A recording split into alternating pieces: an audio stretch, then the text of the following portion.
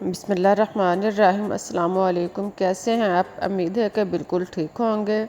अल्लाह ताला से दुआ है कि हमेशा आपको खुश रखे और ज़िंदगी की हर नेमत अता करे। प्यारे प्यारे बहन भाइयों, आज मैं आपसे जो रेसिपी शेयर करने जा रही हूँ वो है पोटैटो स्नैक रेसिपीज़। बहुत ही इजी और टेस्टी रेसिपीज़ है। इसमें मैं आपसे कुछ टिप्स भी शेयर करूँगी ताकि आप अपनी रेसिपीज़ को बेहतर से बेहतर बना सकें। तो आइए शुरू करते हैं आज की अपनी रेसिपीज़। लेकिन इससे पहले आप लोगों से रिक्वेस्ट है कि मेरे चैनल को सब्सक्राइब करना ना भूलें। ये आप लोगों का हमारे लिए इनाम होगा।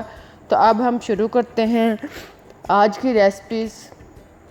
इसके लिए हमारे पास है आलू का छिलका उतार लें। ख्याल रहे कि आलू जो है वो लंबाई की शक्ल में होना चाहिए। आलू जितना लंबा होगा इतने ही रेसिपीज़ बेहतर बनेंगी। आलू को चारों साइड से अच्छी तरह साफ़ कर लें और उसका छिलका उतार लें।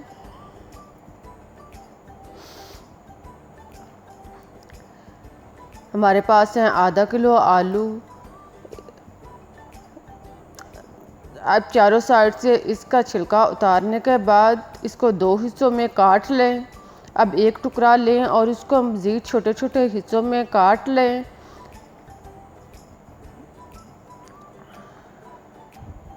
पोटैटो को छोटे छोटे और लंबाई के हिस्सों में चौकोर शक्ल में काट लें। बिल्कुल इस स्टाइल के आलू को काटते जाएं।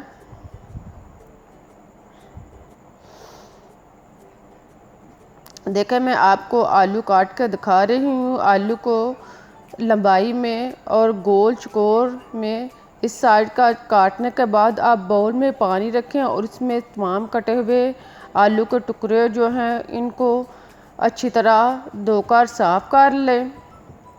आलू के तमाम टुकड़ों को अच्छी तरह पानी में साफ़ कर लें ताकि पानी बिल्कुल साफ़ हो जाए। तो इसको एक लॉन के कपड़े में या तौलिया इसको बिछाकर इसके ऊपर आलू को जो हमने पीस काट के रखे हैं इसके ऊपर फैला दें और इसको खुश्क कर लें। आलू के सारे टुकड़ों को लॉन के कपड़े या तौलिए के ऊपर डालने के बाद इसको एक दोबारा तय इसके ऊपर डालें और इसको हाथ से दबाकर अच्छी तरह खुश्क कर लें। साथ में आप लोगों से रिक्वेस्ट है कि आप वीडियो पूरी देखें ताकि आप मालूमात से महरूम ना रह सकें। और आखिर में एक अच्छा सा कमेंट भी ज़रूर पेश करें या एक स्माइल ही पेश कर दें।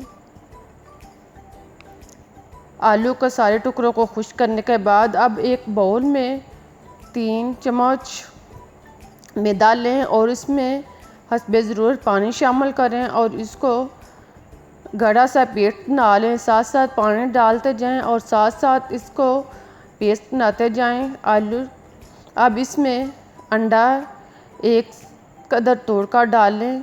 2 अंडे तोड़कर डालने के बाद इसको खूब अच्छी तरह फेंट कर मैदे में मिक्स कर लें।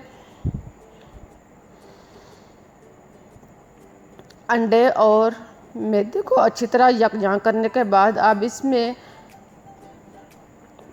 नमक आज़ा कवायर हस्बे ज़रूरत शामिल करें। सुरख मिर्च दानेदार 1 चम्मच, काली मिर्च पिसी हुई आधा चम्मच, फूड कलर ऑरेंज 1 चुटकी शामिल करें और साथ में लहसुन पाउडर 1 चम्मच डालने के बाद इनको खूब अच्छी तरह मिक्स कर लें।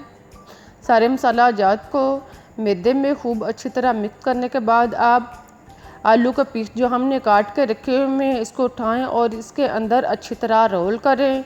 देखें, बिल्कुल इस तरह आलू को मैदे में रोल करने के बाद अब ऑयल गरम करें और इसको धीमी आंच पर दरमियानी आंच पर फ्राई करते जाएं।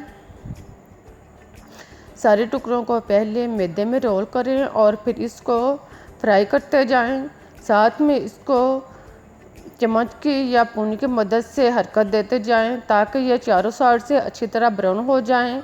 जब ये चारों साइड से अच्छी तरह ब्राउन हो जाएं तो इनको निकाल लें। बिल्कुल इस तरह के देखें अब मैं इसको निकाल रही हूँ। अब हमारी रेसिपीज तैयार हो चुकी है। सारे टुकड़ों को इसी तरह तैयार करने के बाद अब मैं आपको तोड़कर दिखाती हूँ कि ये अंदर से अंदर तक ये गले हुए हैं। ये थी मेरी आज की रेसिपीज़। आई थिंक कि आपको मेरी रेसिपीज़ पसंद आई होगी। अब मुझे इजाज़त दें, फिर मिलूँगी एक नई रेसिपीज़ के साथ। तब तक के लिए अल्लाह हाफिज़।